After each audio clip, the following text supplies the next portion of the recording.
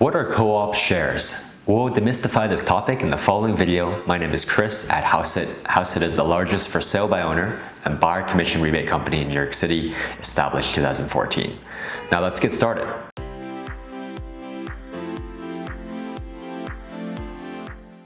Co-op shares are similar to the deed for a house or condo, which conveys ownership over a co-op apartment.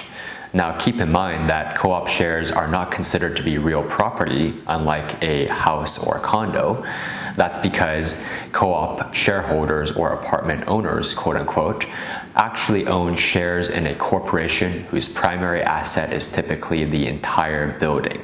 Thus, each apartment owner is technically a shareholder of the corporation that owns the entire building, yet they also receive a proprietary lease that enables them to live essentially indefinitely in a specific apartment, which is theirs. So, in lieu of receiving a traditional deed, co-op apartment owners will receive a stock certificate, which will have the name of the co-op corporation, the shareholder's name, the number of shares that the shareholder owns, and other miscellaneous information. This co-op stock certificate will look pretty much like your old school traditional stock certificate for a publicly traded corporation. One thing to remember is that you certainly need to hold on to this stock certificate and keep it somewhere safe, because down the road, years from now, if you do decide to sell your co-op apartment, you will need to surrender and produce the original stock certificate at closing. If you happen to have lost your stock certificate in the intervening years,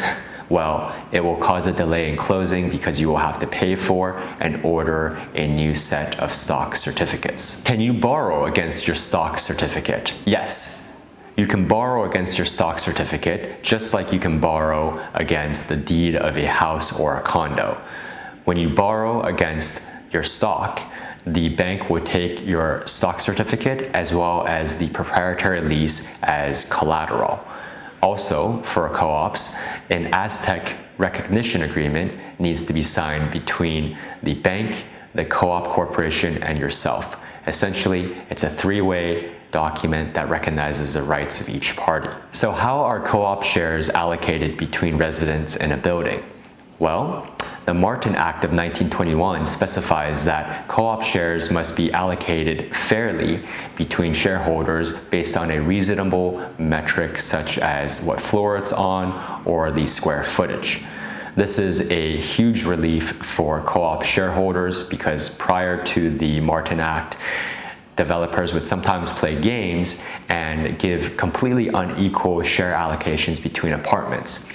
For example, sometimes the developer would retain the penthouse for him or herself, oftentimes spanning the entire floor, and have the number of shares owned by the penthouse be less than a studio on the first floor. Of course, this has implications because oftentimes payments such as maintenance payments per month or special assessments will be based pro rata on the number of shares owned, and thus someone with fewer shares would pay less, and that is obviously unfair if you have a larger and much bigger apartment. If you do want to learn more about how you can save money when buying and selling property in New York City and save money on broker commissions and closing costs, please check us out, www.housit.com.